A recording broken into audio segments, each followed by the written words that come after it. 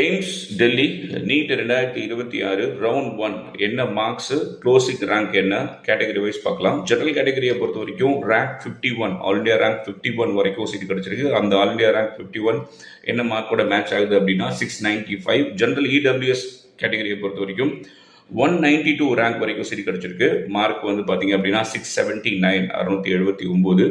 OBC category 292, 292 rank வரைக்குமே seat கிடைச்சிருக்கு.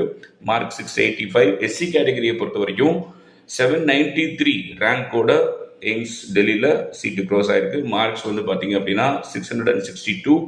ST கேட்டகரியை பொறுத்த வரைக்கும் 987 ரேங்க் வரைக்குமே சீட் கிடைச்சிருக்கு. மார்க் எஸ்டி அந்த மார்க் 987ஓட மார்க் வந்து 658. ஸோ அப்போ general category 695, general EWS 679, OBC 685, SC 662, ST 658.